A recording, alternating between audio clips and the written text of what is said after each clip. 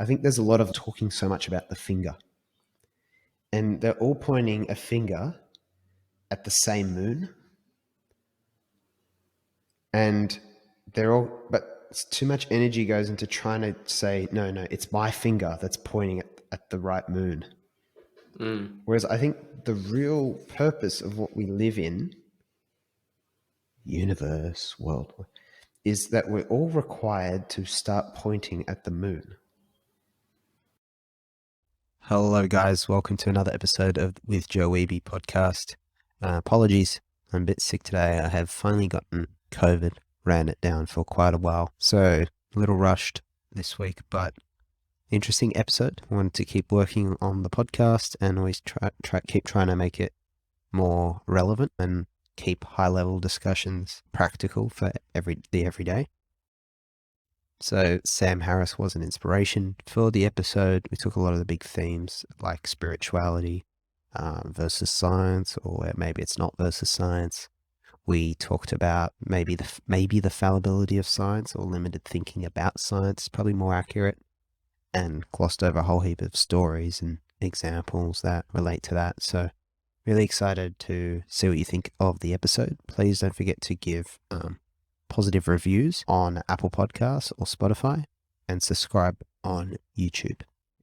Enjoy the episode. Yeah, so I find a lot of that stuff just leans into a lot of my, not skepticism around science, but like maybe acknowledgement of where science is at. And there's a really big, would you call it a man with a hammer bias? Probably not. Just an overvaluing tendency from people who are very like careerist about science and academia to say that these are the answers and they're grounded in objective facts. I mean, it's just, to me, that seems like the funniest idea in the world, that there's objective. I think objective is like a thing you can approach. So let's put this in like really, really simple terms. Objective, by objective, we mean that there is a clear cut, like fact that you can't question. Yeah, that's what objective basically means. Yeah, and pretty much every scientist, like by and large, not every single one, but most scientists will say that exists, because that leans into the very left brain kind of thinking. The sort of stuff Ken Robinson says, we overvalue this in society, coming back to our roots in the Enlightenment. That's kind of taken a big volume in society and the way we think and the way we define knowledge and intelligence. And it's kind of, there's a bit of a fugazi there. There's a bit of smoke, because I told you about that clip. I can't remember which talk show host, but it was Ricky Gervais, who's a staunch atheist. Yep.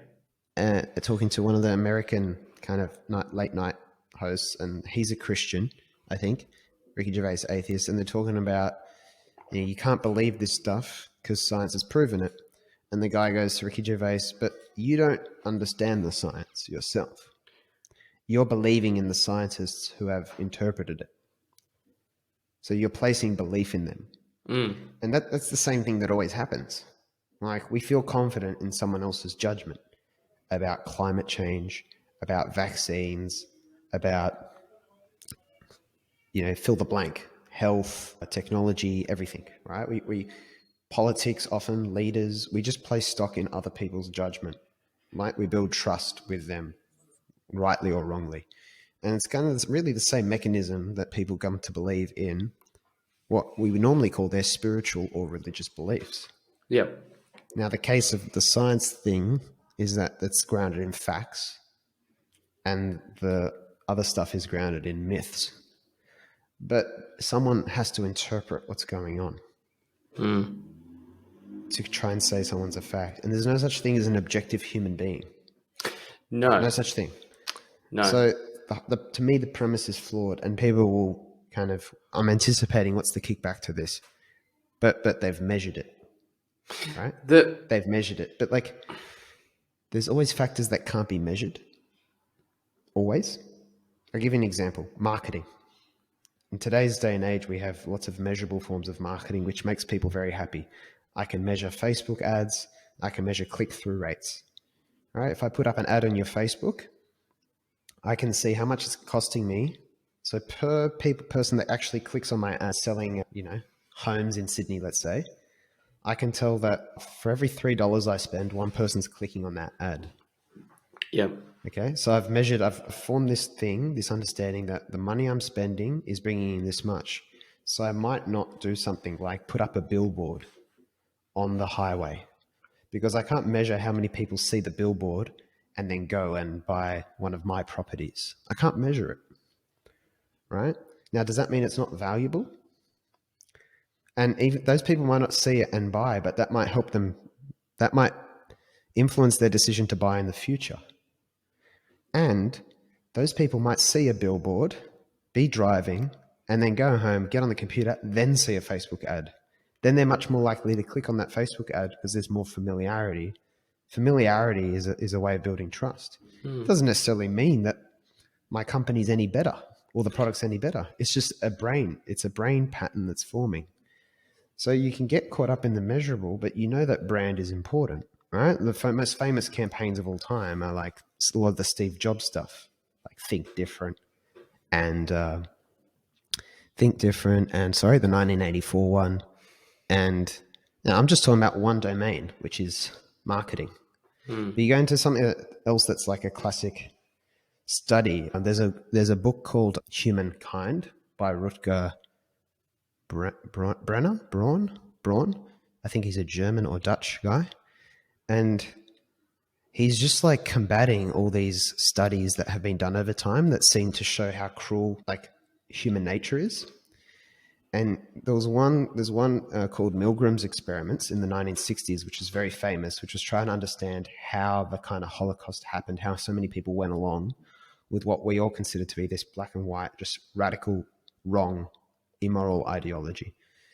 And they got people to come in, participate in the study, and they got those people to shock someone sitting in a chair. And there was an experimenter. So imagine three people. Someone who's the boss telling you, say you've come in for this study, Luke, they're telling you when to press a button to shock a third person, let's say that's me, sitting in a chair. And they keep telling you to up the voltage. So the story, and I was taught this study in psychology, right? And the study, they said that most people kind of went all the way through, kept going to the highest voltage, even when the person in the chair, in this scenario, me, is begging you, Luke, to stop. You keep looking at the authority figure who keeps telling you to shock me. And they said like 60% or something, don't quote me on it, went all the way through, even if like, the person screamed or passed out or something. They just kept telling them, no, you got to keep going for the experiment. And they took this as like this proof that, people are just so willing to just go along with authority. And I was taught this in psychology. And then you're left with that belief about human behavior. This book like critiqued the whole study, said it was so flawed. A lot of those people like were really actively pushed. They were recruited specifically. You got to remember when people are participating in a study, there's a selection bias. Right? It's kind of like jury duty. Like all business owners can get out of jury duty in Australia if you just own a business. Right? People who'd be most keen to do jury duty probably don't get paid. So they'd be like more eager to go. That's not now becoming what's a representative sample of society now. Like it's impossible to get objective black and white truth on those matters. So you get this guy criticizes the study. Like I don't remember all the details. It's fascinating. It was fascinating to go through. But I go, if I never read this guy's book, and I don't know if he was even correct, I go my whole life just believing this thing about human nature and behavior because it was proven or shown in a study. Presented to me in a university lecture. So this idea of like objective knowledge is just like, to me, fundamentally flawed. But people put so much weight into it. Yeah. So I find it like incredibly difficult to go down that avenue of reasoning about things, of like there's these facts, we've just got to find these facts. And that's why I think the truth is all in the spiritual stuff. And it's not the word's not linear.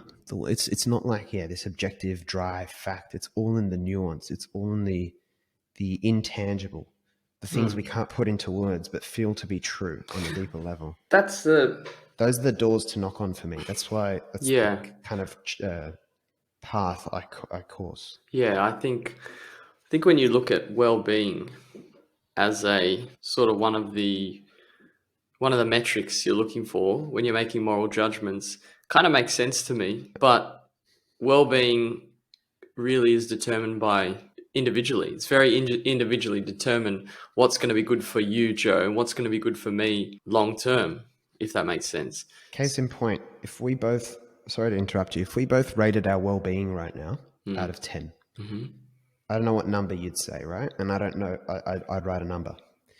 But how do we know what you're calling well-being and what I'm calling well-being? And how do we correlate them? Yeah, there's no clear way. Your definition, and so if someone says 28-year-old males in Sydney on average have a well-being of 7 out of 10 in May of 2022, all you're saying is that they identify whatever their definition of well-being is.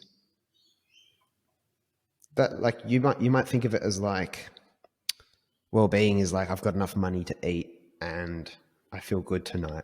I might think of it like, the last 6 months have I been happy? So, like, what's the actual thing we're measuring? And, like, it just comes back to, like,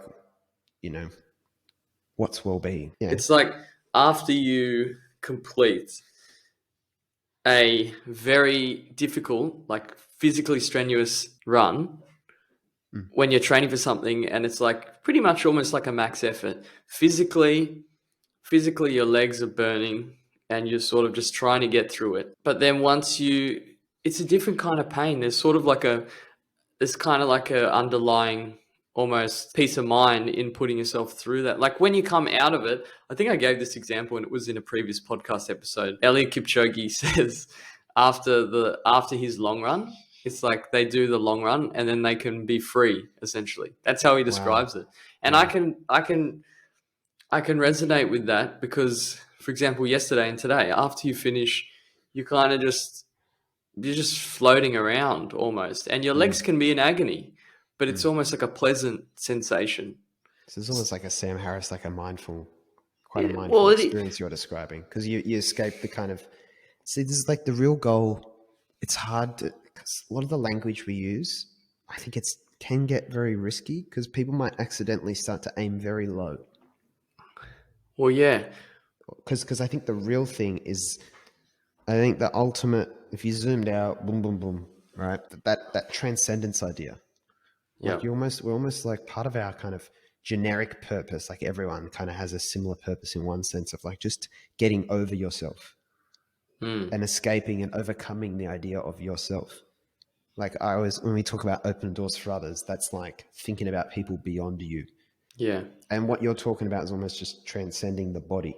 Like, I have this body, it's this limited, restricted tool, but despite the pain it will go through, I can get this kind of higher sense of like joy and peace and freedom.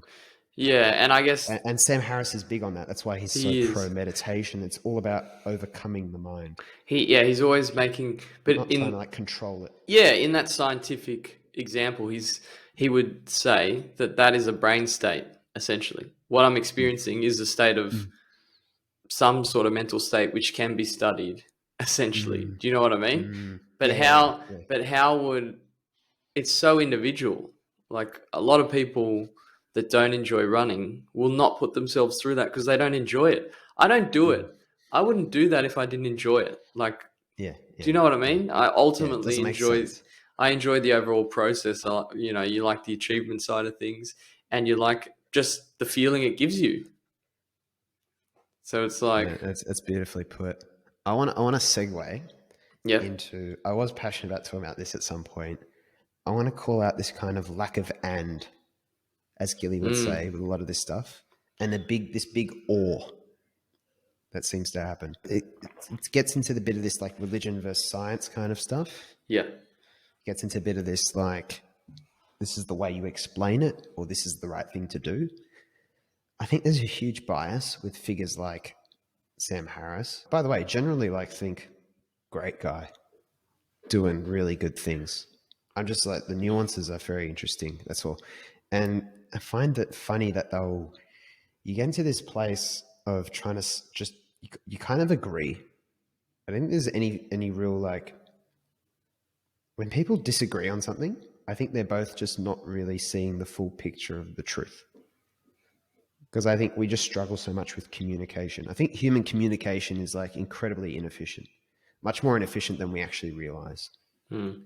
We very rarely realize that we're just look at relationships, romantic relationships as the classic example. Companies, right? People get the wrong idea all the time from one another, think they've understood clearly, they haven't. And you know, when I listen to Sam Harris talking to Jordan Peterson, it's kind of like this thing like, yeah, that's true, but it's science, or it's, yeah, no, that's true, but it's because of religion. And they're trying to like, you kind of trying to debate, it becomes all these definitional debates. They're saying the same thing, just different. Like they're Well, they're making saying the the same same point. thing differently, but it's hard to overcome that desire to say, but my way of saying it is kind of the way, or I prefer to think of it as this. And they really want to push that. And I see myself doing that too. Like when you talk about science, for example, to me, I can't see how science is separate from what religion tries to describe. And I think religion is not, I don't want to even say it's not perfect, because nothing's perfect. I think it's pointing, it's trying to point in the right direction at what can't be said. There's that famous Eastern saying, like, the wise monk points a finger at the moon. Do not mistake the finger from the moon. I think a lot of these guys who actually have a big platform, very high status, big commanding voice, I think there's a lot of talking so much about the finger.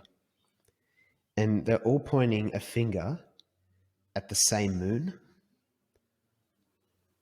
And but too much energy goes into trying to say, no, it's my finger that's pointing at the right moon. Whereas I think the real purpose of what we live in, universe, world, is that we're all required to start pointing at the moon. Moon being, I don't know what you want to call it. It always sounds very kumbaya. The truth, the truth, God, the universe, nature, Yahweh, Allah, I don't know, peace of mind, love. It's like the highest to ideals. me, they're like all they're all a different slant of trying to say the same and describe the same thing. And Eckhart Tolle would call it like being, just like the nature, the Big Bang. And I think everyone's just trying to like. There's a bunch of people called the scientists, and they're pointing at it. They're going, no, it's that way. You got to get there through like studying the facts. Then you got the artists, and the artists are going, no, you can't really look at it that way. You'll never be precise. You have to show this more nuanced meaning. You have to draw out the meaning and use metaphor and express it and show what it makes you do, not try to observe it. So that's what the artists are doing. You got the religions who are saying this is how you got to act, or this is how you got to believe if you want to get to the moon. You got the philosophers, like the kind of Alan Watts style philosophers going, I don't know, I always think they kind of got the best big picture view. Like it's all there. I don't know, maybe what did the philosophers do, Luke? I don't even know. They're kind of saying like, you're all right and you're all wrong. Depends what. You know, there's no right answer, I guess. Just like accept it for what it is. They always seem to have the most alignment. You're talking about the Stoic DeMellos, the DeMellos. Yeah, well, yeah, I'd say Yeah. the Stoics, the DeMellos, the Alan Watts. I might even say, I don't even know. It's hard to know the extent to which Jesus has been miscommunicated, because there's so much talk about how his message, you know, he didn't write it himself, for example. But I think I think he probably realized it way more than we even give him credit for, because other people had to interpret what he said and communicate it to us. So there's so many steps that it's gone through before it gets to us. It's so hard to know. It's funny. With precision. It's like Socrates. He didn't write his own stuff. So well, we have less confidence what the actual specifics were that he wanted to say. I've got an example with the science versus religion, or just something highlighting religion. I guess Sam Harris is trying to make a strong case against dogmatism, essentially. Yeah, that's what he's worried about. So he's worried about extremism and dogma and the over rigid. And that's, He's worried about the people who are looking at the religions and getting caught up with the finger. It's like the science, what you're describing on the science Yeah. side is happening on the religion side, where it's sort of Yeah. shut your mind off. It's Yeah. like they're neglecting the scientific approach of reason, logic, testing assumptions, all that sort I of stuff. just think it's the and. Yeah, I well, think it's the and. I can resonate with, I mean, personally, I don't resonate strongly with religion, but I can understand religious values. And Yeah, exactly. as a metric for, as Sam Harris would say, increasing well-being. But like I think of, because he just says there's no, look, I do see what he's trying to say, but he just completely disregards religion and makes it almost a case that we don't need it. But I can think, I was talking to Dad actually, not about going into deep, but I was like, were you religious? Yeah. And he said he's not religious, but then he was describing how when his parents were getting towards the later stages of their life, they found God and found like extreme comfort in sort of that higher power. It's like, well, what do we do we know what impact we're having by saying religion doesn't Why are exist? we throwing the baby out with the bathwater? Yeah, it's like, well, how can then you can make the opposite argument saying if they didn't have that belief in God, they would have had a lower sense of well-being, essentially. Do you know what I mean? So it's not, there's no clear answer, and there never will be. I'll tell you two true stories that come from my family. First is they're both very recent. First, I was driving with my dad, and we're talking about someone had said that the real motivation for them in business was the fear of failure. They were working hard to avoid letting people down. And my dad and I were driving up the coast from Sydney, and he says, I never really, how so and so said that. He goes, I never really thought that. I never really felt that to be true for myself. My dad did well enough, obviously, in all his little business endeavors, and I think as a father, as far as I can judge. So, Ray, if you're listening, but like in the sense that he didn't just work and create a comfortable life, like he was present. We, went to the footy games together. He gave us the best experience. We traveled. We spent a lot of time together, meaningful time, and they've always been supportive. So I think it's pretty well rounded. Like it's good enough. And he's just talking about, I never really had doubt. Not on a big level. Like I always just really believed things would work out. And I go, what do you put that down to? He said, and he just paused. Like it's almost like he couldn't really find the words. And my dad goes to church, every week, but he's never really like, he's never kumbaya, let's say.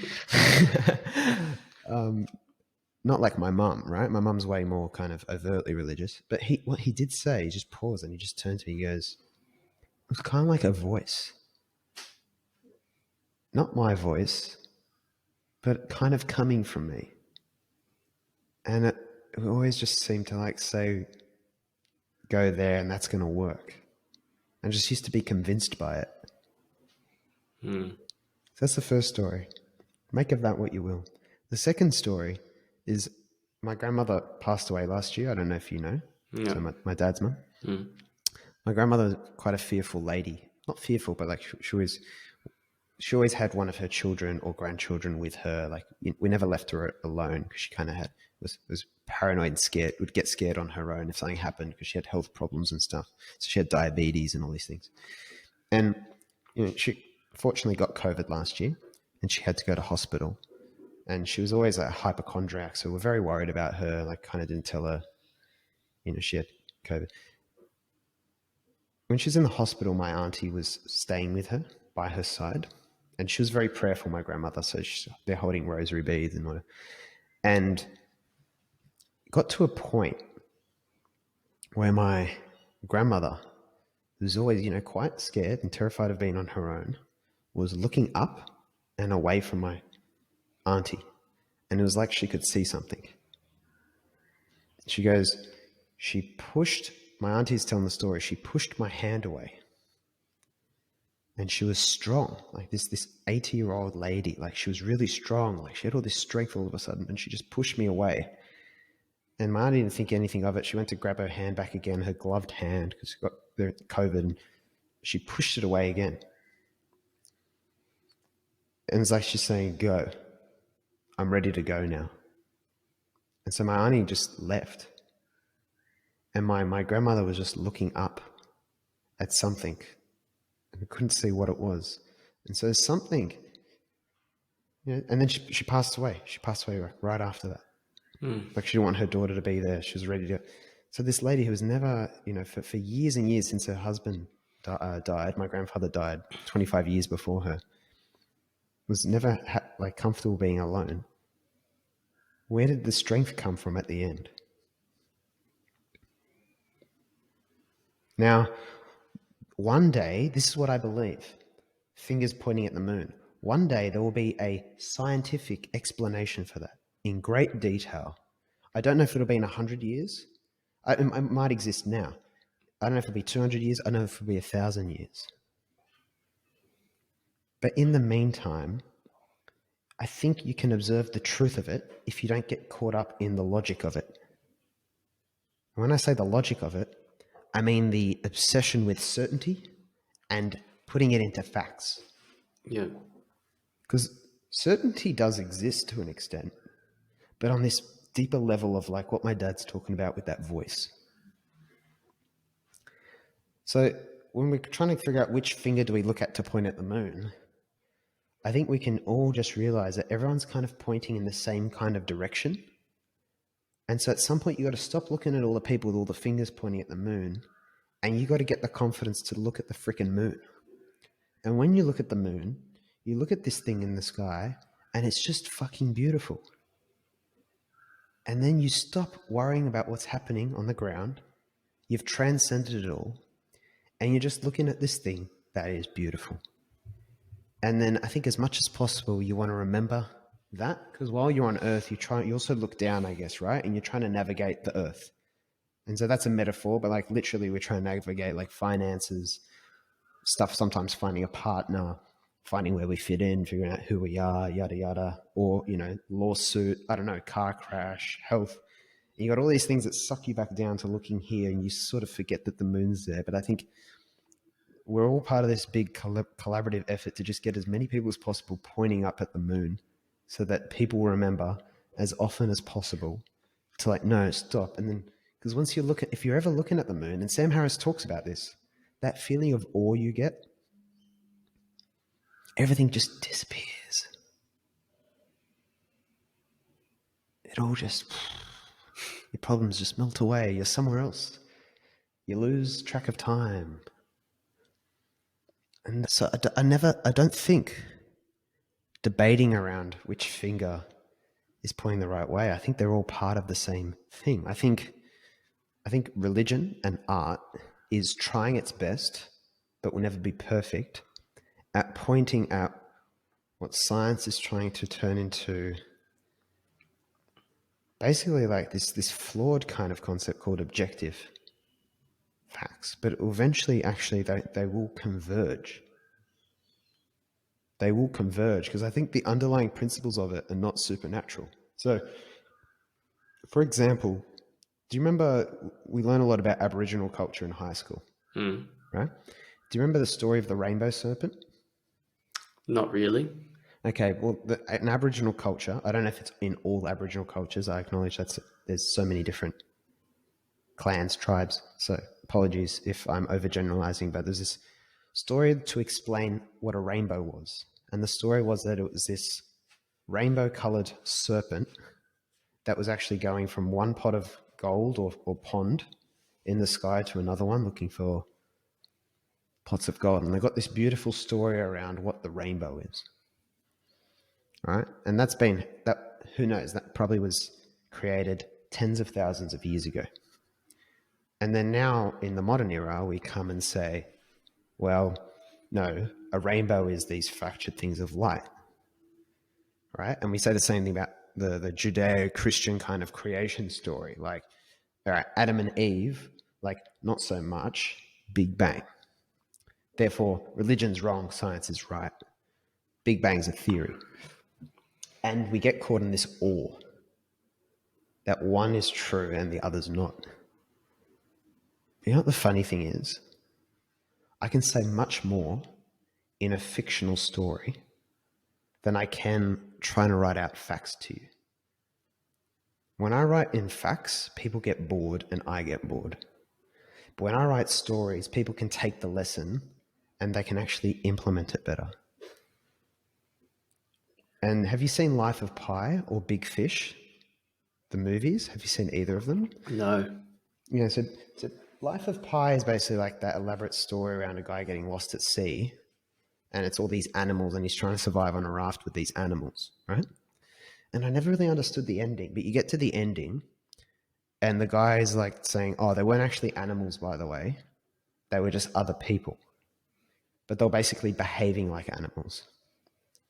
And he goes, which version of the story do you prefer? The one with the animals or the one with their people? And then Big Fish is similar. It's got Ewan McGregor and Billy Crudup, I think his name is. And it's like a son who like hated his father because he always told these stories that he realized later on weren't true. But really, they all had a degree of truth to them, but he would always just embellish them and jazz them up. And it's easy with this kind of Western, modern, science-driven society thinking to go, well, no, that's what was true and that wasn't. But it's kind of like the point of both those stories is that I don't even know how to articulate it, but it's like it's the story of it that's more significant and powerful than the cold hard logic of what happened. And it's still sometimes it's even more true. Like they say, if you want to study history, read literature and the fiction of the time. Don't read the history books, because the history books are still interpreted. But from the stories, you can get a true indication of what people were feeling and thinking about.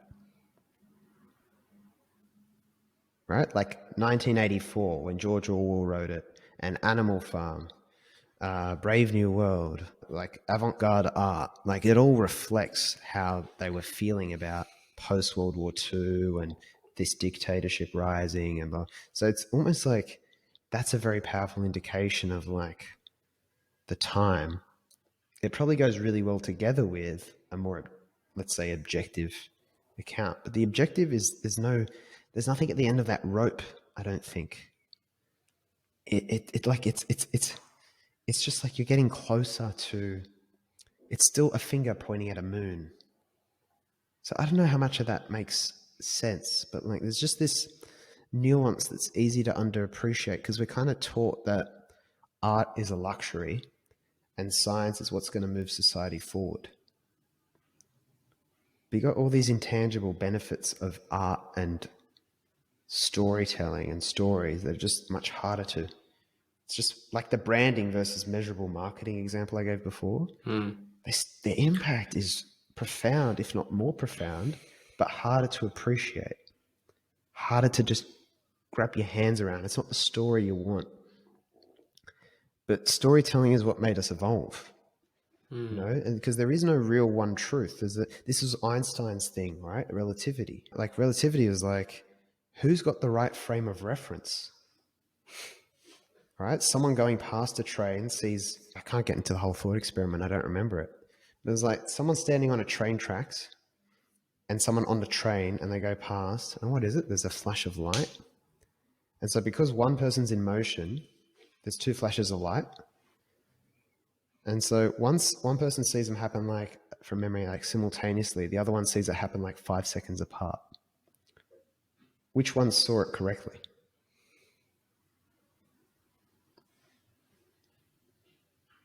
So that's the nature of like human perception. There isn't one. Human experience is entirely perceptual, i.e. the Matrix. Like there's no like, someone's got to be the observer. Someone has to be the observer that says this is the fact.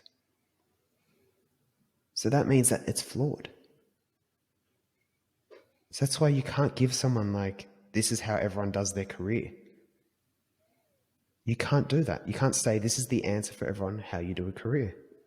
Unless you get super generic and go, do what's right for you. Because it depends on your frame of reference. And you can't say that one frame of reference is correct. It's like if I Which tried creates to, all these problems. Yeah. it's it's like if I tried to get scientific about the things that I enjoy. Yes, exactly. How you can't really run a formula, or you can't really, like, I can't describe to you. That's why I like I would say I'm not religious in the sense of in the traditional sense, but I can't remember if it was you or Well, I love that distinction, spirituality versus religion. yeah, And there's still, what the hell does that even mean? But it's just helping us separate it a bit more. It's still imprecise. the understanding, or sorry, the sense that we're not in control. I think you said that to me. Yeah, I'm big on that idea. Yeah, And yeah. Gilly. And Gilly. And guilt, yeah. So you're not in control, and I never actually thought about that because I've always believed previously more in this rational sort of thinking, even though Yeah. for largely we're not rational. Like we don't Yeah, always, we're not. Yeah. we don't, we don't. It's the degree of rationality. Yeah, it's very rare that I'll sit down and plan things out in that sense. But the more you look at how things have come to be in your life, the more you're just like, what's going on? Oh, this is my whole case. Yeah. So You know that. Yeah. but, yeah, but I would then, like, more traditional religious stuff. I kind of can't, like, I don't resonate with it. There's not that thing, Yeah. that internal. Do you know what I mean? There's not that internal Yeah. sense Yeah. that I For get. me, it's eroded as well, obviously, as you know.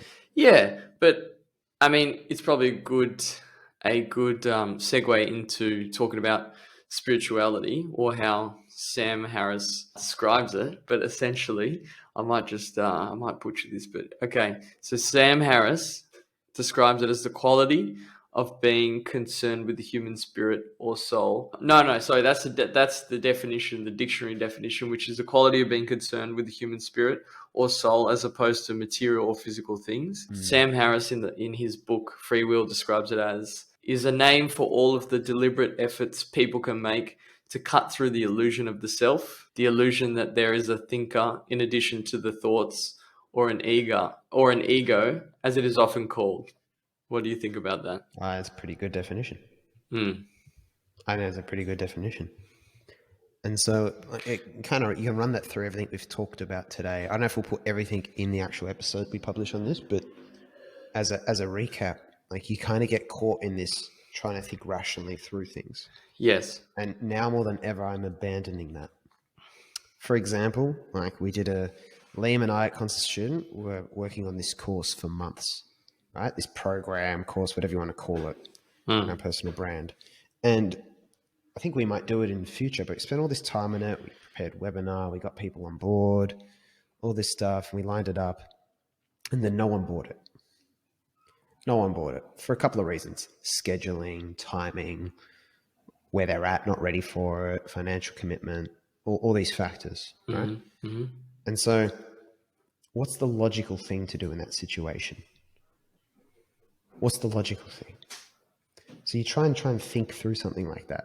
Like, do we try again? Do we completely, do we just abandon it? It's so contextual and specific.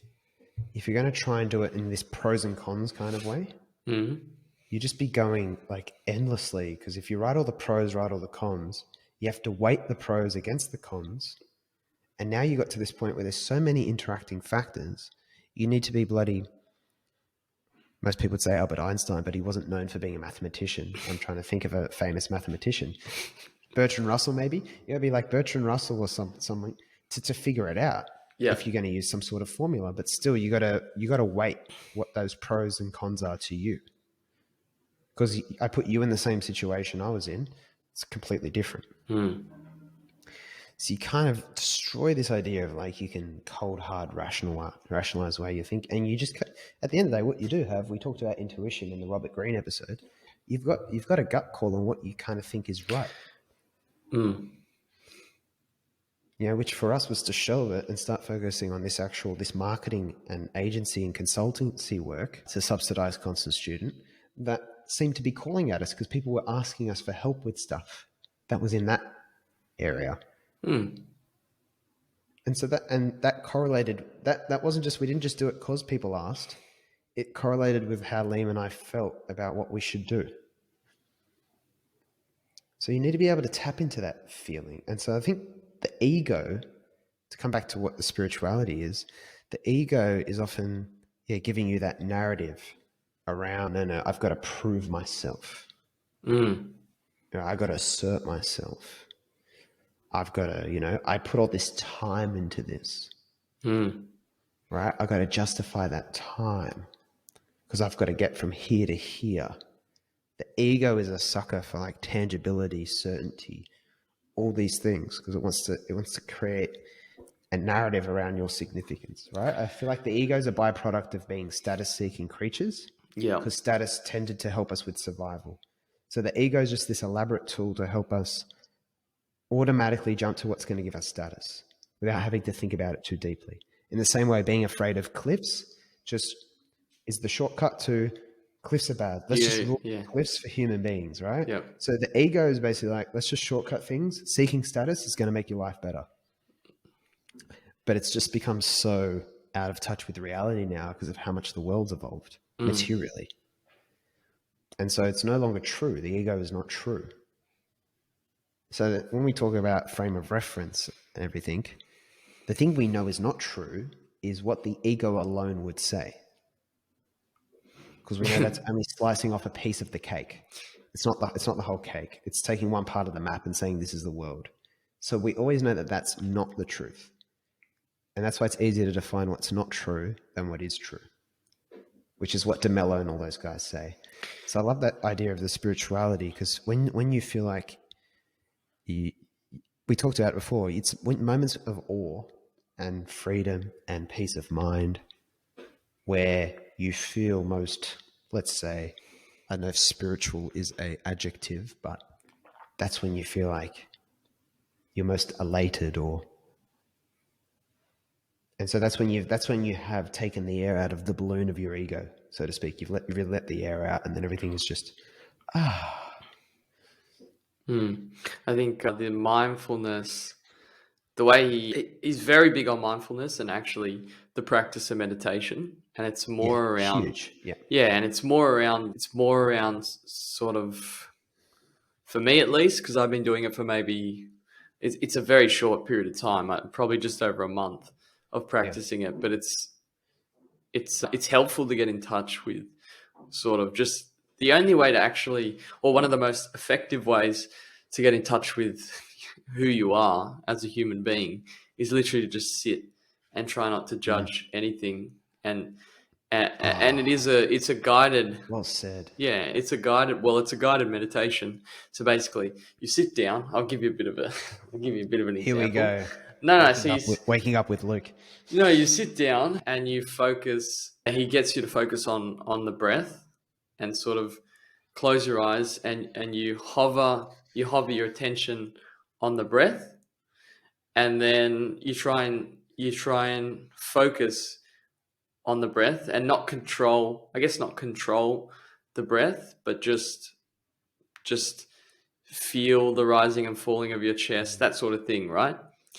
And then it's basically just 10 minutes of analyzing what's happening in your conscious awareness. So obviously you're getting thoughts, emotions, or sensations, and I guess it's training your brain to be aware of what's going on within you, so that you don't get caught up in the ego, in your thoughts and all those sort of things. It's very difficult because the way we're wired is to just sort of not be conscious about all of these different things happening, especially think about all the thoughts that come in your mind, because it makes a very clear point of focusing on your thoughts and seeing what are they. Like when you see it, try and focus, try and actually guide your attention towards the thought and see what happens. And for the most part, your thoughts just, they disappear. But you can spend 30 minutes, 40 minutes thinking, like following one thought to the next, and then that's how you actually can either spiral down, or it works in the other direction when you're having a good day or something good's happened. those thoughts just then start feeding them and saying, oh yeah, good job, good, you did this, oh yeah, that was nice. And then it changes your mood. But it's more just being aware of what's happening. And I think if we talk about practicality, the practical element of that is to understand that thoughts are just thoughts. Like I always call it autocorrect. It's like thoughts are like autocorrect. Like, just, you got to decide if it's actually what you want to say. Yeah. And the state of not being aware is you always just say what autocorrect says. But when you focus, it's just suggestions. Yeah, exactly. That's a good way to look at it. That's a good way to look at it. But when you look at a thought and it goes away, and sort of it makes you focus very clearly on how things are, it's just the ebb and flow of consciousness. The things change, like you focus your attention on sounds and sensations, and you hear them, and they sort of arrive and disappear. You can't control the sounds. You can't control these things, just like you can't control a lot of the thoughts that go on. And for me, from a practical perspective, it's sort of freeing to know that a lot of these things can't actually hurt you. It's our judgment of them that causes a lot of the problems. It's very difficult. It's a very difficult thing to do, because it's like, I feel that I can have an awareness of these negative emotions and thoughts, but because we've been programmed so heavily, it captures our awareness. But by practicing every day, just that sense of awareness, I think it just makes you, it's maybe a little bit calmer, and also just have a better quality of mind. Or even when I have a good state of mind, I'm sort of aware about what's happening, a little bit more aware. Like you catch yourself just being, oh, that's nice. And you sit back from the actual experience instead of, it's very hard. I don't know how I'm coming across. It's quite difficult to describe. You're spitting gold. I think that sells it better than I've ever heard it. Yeah. So, and I think it's been very. Just one sec. Yeah. I'm going to leave recording. I'm busting. Okay. All good. We'll come back in a second. Meditate while sorry, mate. You're all right, mate. No worries. One sec. I can't hear. Oh, that feels better. That's good, mate. That's good. That was a great segment, though. Yeah. Well, I think. What was I saying? Well, I'll come back into what you're saying about that judgment thing with meditation and not judging. You come to this beautiful fractal idea. The way things are on the inside, they should be on the outside, and vice versa. It's the way you want to approach the world that seems like the healthiest way to live, is the non-judgmental way. And people who listen to this will always hear us give shout outs to Gilly.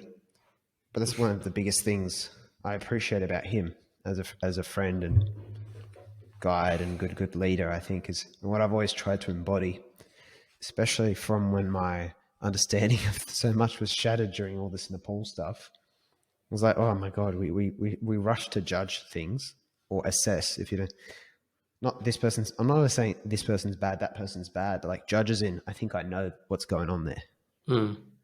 It's just so hard to ever, there's very few cases where you really can be assured about that.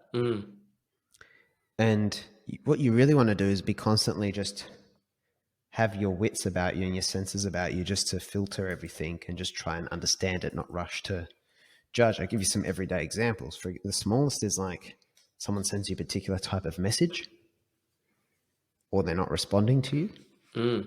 Our easiest thing is to just fill the void and judge. Oh, they're not doing this because they don't appreciate me, or they're speaking rudely because they're a dick, or, you know, but really it could be anything.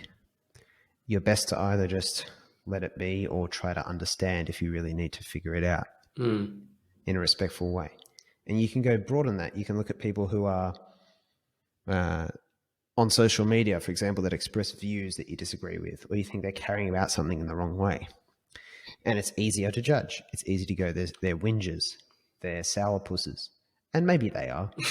And maybe like you don't have anything to do with them. But that's easy. It's emotionally satisfying.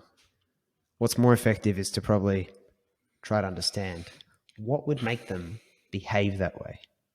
And every time I've ever been able to close one of those loops around why someone treat me that way, why is someone reacting with hostility, why are these people always carrying on and pointing the finger at others.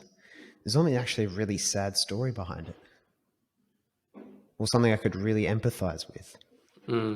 Which is that but it's so hard to assume what it is. It's so hard to know unless you take the time to like, for example, people only really lash out when they feel like they don't have control or they lack self-love.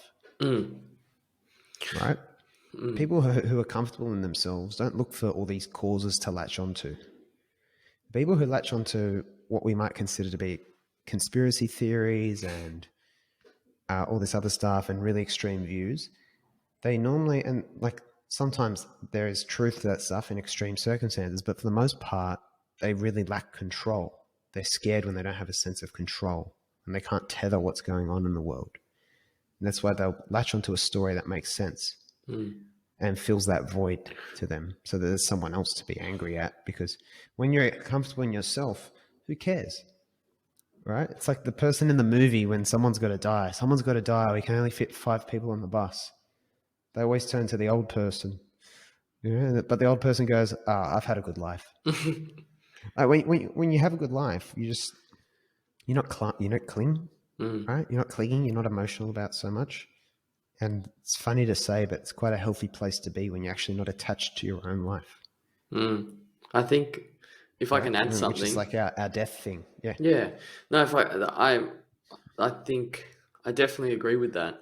And if I would say, like, analyzing just the mindfulness practice or the mindfulness element of that is basically sort of understanding that you're going to have a reaction and sitting, or if you are experiencing a reaction, understanding that it's just another appearance in consciousness and you don't actually have to respond.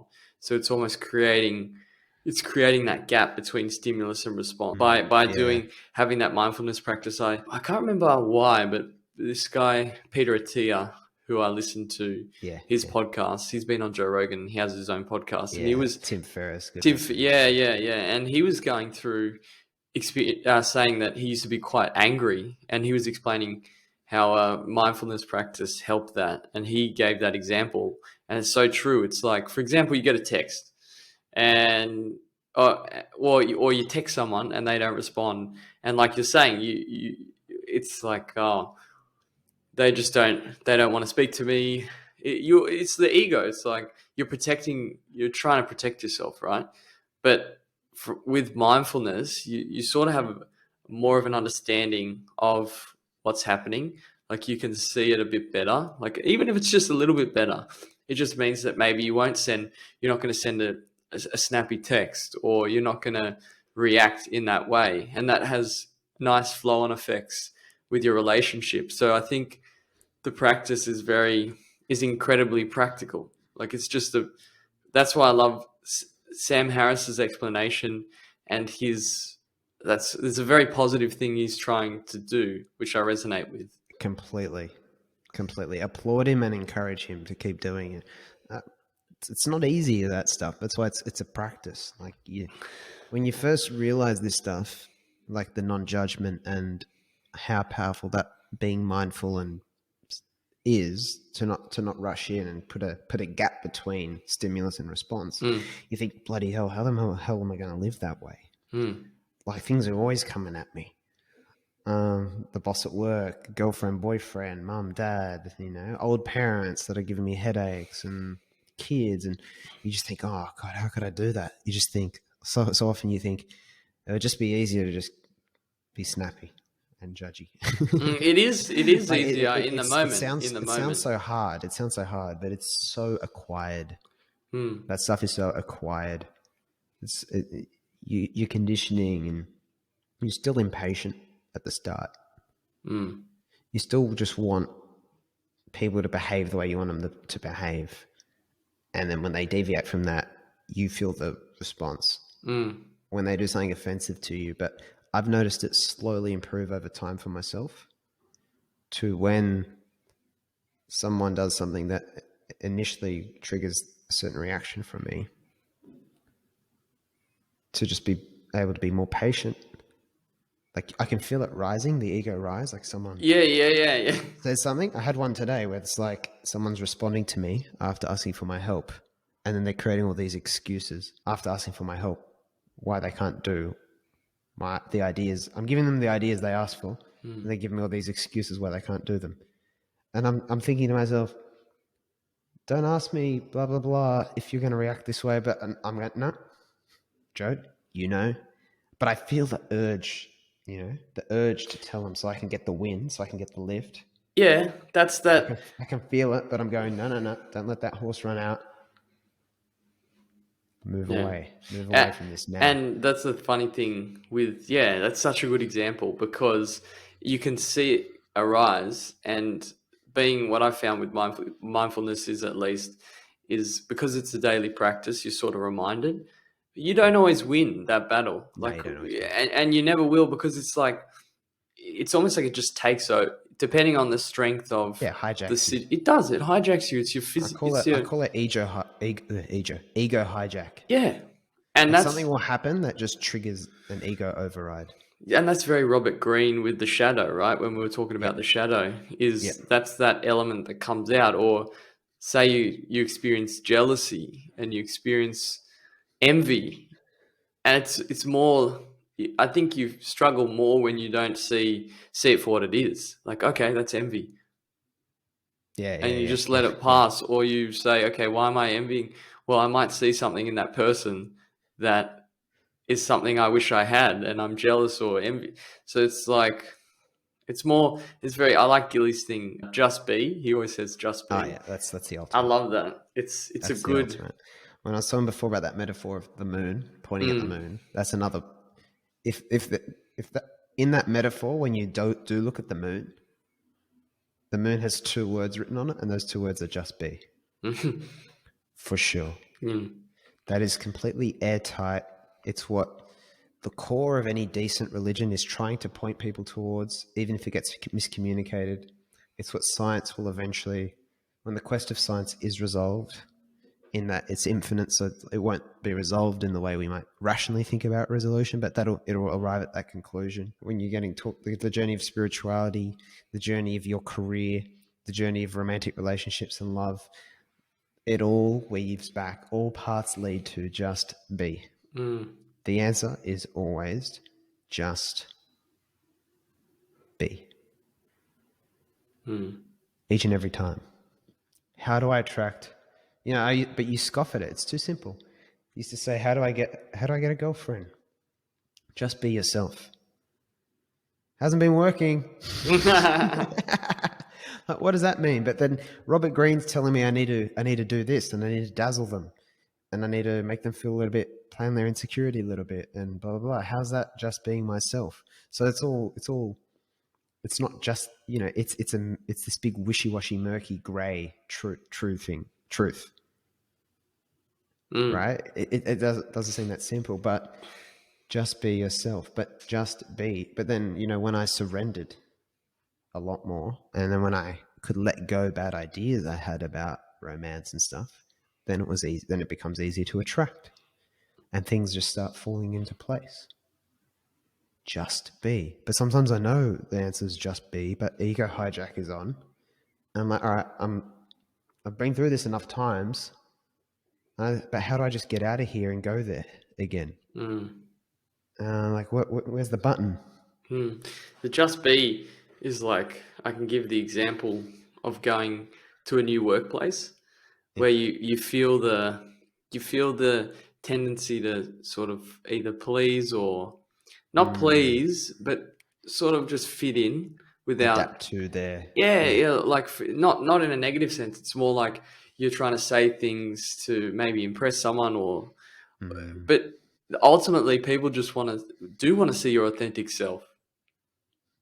So it's like, it's like cold emailing. Like whenever people put up like, oh, how did you get through to so-and-so? And when people like, this is how I got through to so-and-so, it's like, oh, they just sent them this super authentic message. But then just be so hard, because it's not, all right, I'm going to go try and write it and make it sound authentic. It won't even come across that way. You have to be it. That's because You you're know, not. it's like Yeah. just tell Nike instead of just do it, Nike. It's like just be it. Yeah. You have to embody it, not mimic it. Yeah. I think the mindfulness one is huge, and you probably have, I don't know, just a lot more peace and a lot more tolerance and a lot more understanding of. That's another big thing, is like getting more in touch with, oh shit, I'm a human being Mm, and I have all these urges, and all these things are programmed in me from mm, as a process of evolution, and sort of just trying to become comfortable with that fact. Because I don't know, you start off, especially when you're young, or that's my experience at least, when you're a teenager, you're just so caught up in your own ego and you your are. own Yeah, you are. insecurities, because obviously you're growing up and you're in that dynamic where you're just.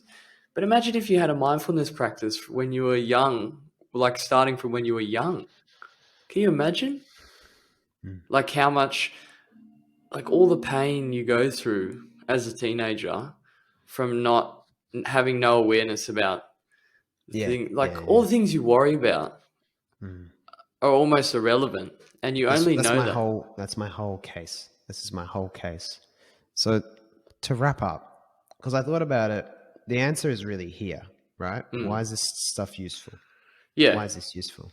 Because people might think, I don't talk about morality, I don't talk about free will, I don't talk about spirituality.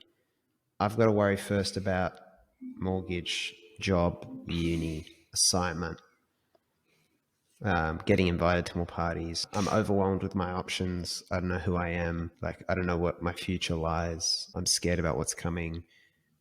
I've got to do this week. I've got this list of shopping items to do. And so this is like where a lot of people might live. Mm.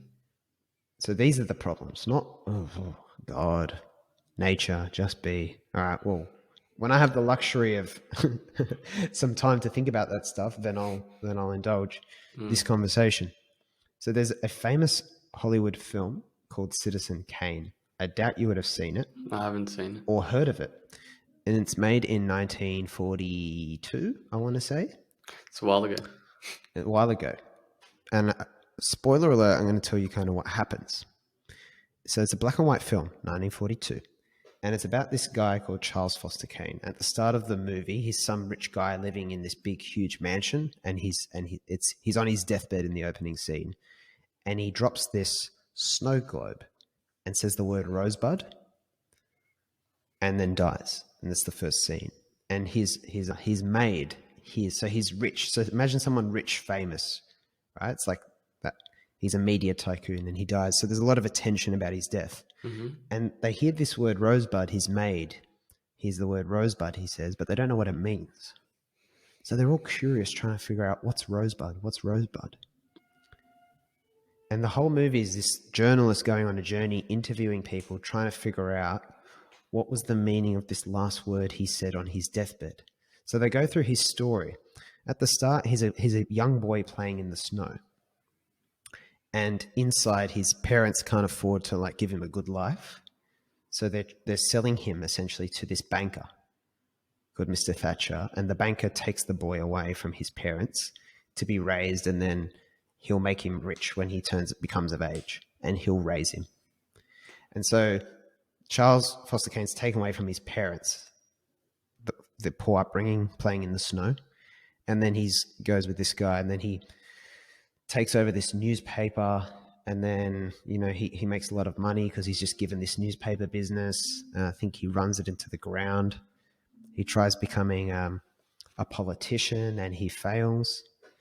And then he also tries to like get this wife and make her an opera singer and build an opera house for her with his money, but she's not very good, and the whole thing kind of falls apart.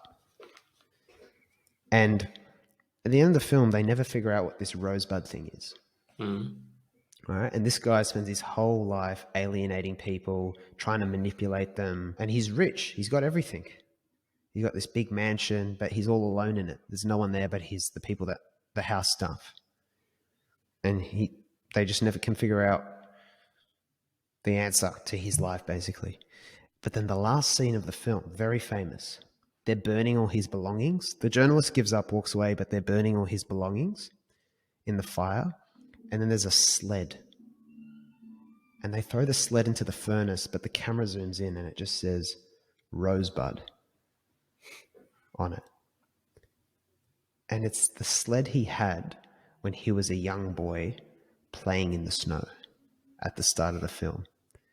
And it's a symbol for the only time in his life when he was truly happy.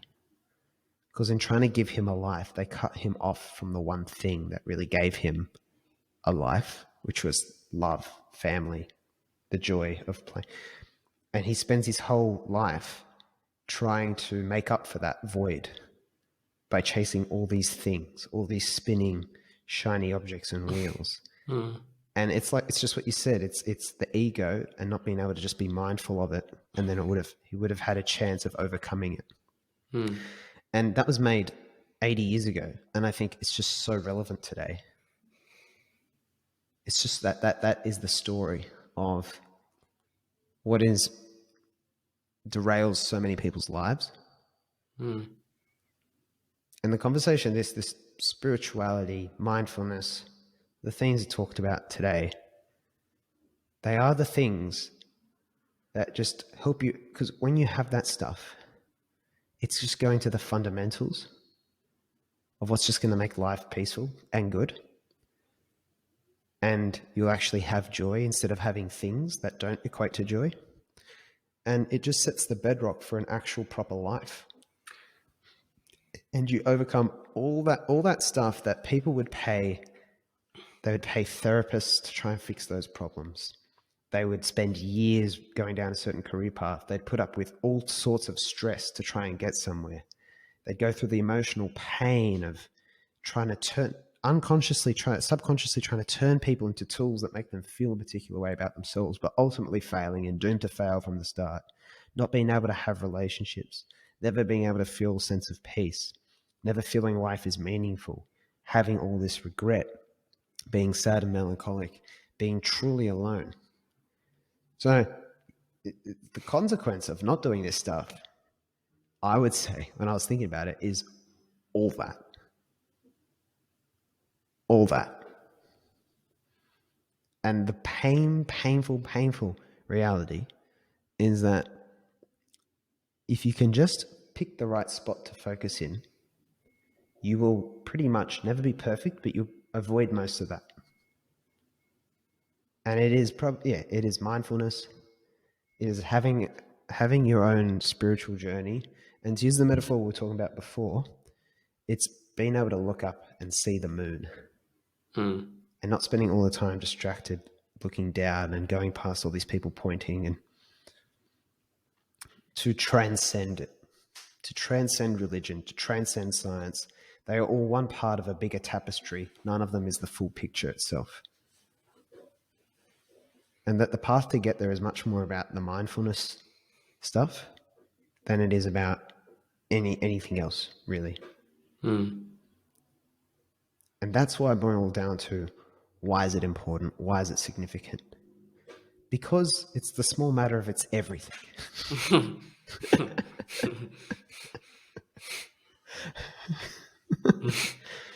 But it's so easy to discard as a fluffy conversation. Well, that state of mind is your entire experience. It is your experience, yeah. That's where you live, in your head. You don't have a choice. No. You don't have a choice in the matter. You can either come closer to it and have an understanding of how your mind works, I guess, through observation, or as Sam Harris says, it seems to me that I spend much of my waking life in a neurotic trance.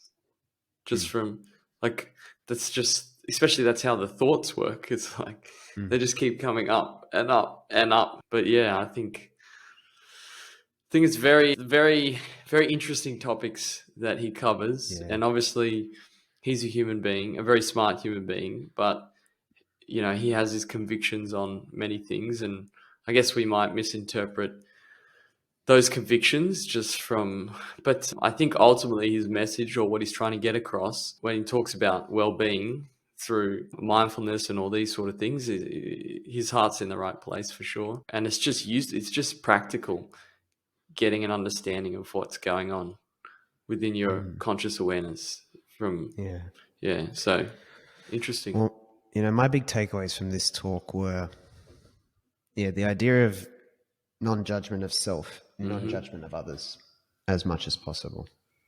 And there's a full loop of trying to be more mindful and present. You won't be able to actually go on that journey properly without constantly practicing non-judgment of self internally, non-judgment of others externally, and the things that are happening in the world. I think another big one was, I never thought about it before, but extending that old saying about the finger and the moon, and thinking about how there's just all these different people pointing at the same moon. Yeah. That actually, I never thought of it that way before, but actually makes sense for what I believe right now. So I'll walk with that for a while, because that's just the idea that stop trying to find the winning side. They're all partly right, but the harder they argue with one another, the more they're also wrong. And so the and, not the or, is a big takeaway for me. There was so much in there. I always struggle to articulate this, but not getting obsessed with making things objective and not leaning too far into science, because there's a lot of miscommunication that happens. And I think I've said this to you before, but the more you try to attack something or contradict it, the more you become hypocritical and you become the thing you seek to destroy. It's like the more you use science to attack religion, the more you make science like one of the religions you're attacking. Or the more you start yelling about crazy political views and being very vocal, the more you're actually the same person realistically. Yeah, the more you criticize someone for the way they treat you, the worse you're treating them. Yeah. You take this in any way, and I guess the opposite's almost true. So the more you demonstrate what you think is right, rather than criticizing what other people are doing, the more ethical you will be. So I try to do less and less telling people what to do, and actually just living what I believe is right. And then you come back to that. All stations lead to just be. Because instead of you telling people what to do, you just be yourself. They make their own observations. They're actually more likely to go down the path you think is right, but by that point you would have abandoned that as an objective, because you would focus on just being. So I don't know if you had anything I missed as a recap, big ideas to take away. The way you explained mindfulness was, I thought, remarkable. I thought that was great. Thank you, sir. Smitty gets to come back next week. Yes. I'm still on. Continual renewal. Well, I can only explain it because I've done it. You've gone on the journey. Yeah, well, a little bit, a very, very small amount. And I think 30 days was enough to establish that it is valuable, especially when you only get glimpses. It's like small glimpses of clarity. It's not like you're this incredible aware being. It's like, no, it's the same thing, except you're just a little bit more aware. You're not Sadhguru just yet. No, certainly not. And it's funny because it gets you to sort of be aware, obviously be aware of this state of consciousness. And then it's like, you start, I think we talked about this, you even start getting an ego for that you're being more self-aware. And then you're like, hang on a minute. Other people would be better off if they were just self-aware like I am. Like, not too absorbed with themselves. It's like, oh no, have I just gone full circle? What did I do this for? No, I really enjoyed this conversation. Yeah, this is a mind bender probably, but it's an important part of what we do. Oh, I love and leave you, Luke. Check out show notes and description for more, guys. If anyone's still listening or watching, description, show notes for the newsletter and guiding beyond this. But yeah, thanks again and good luck with everyone on the mindfulness journey. Thanks, Joe.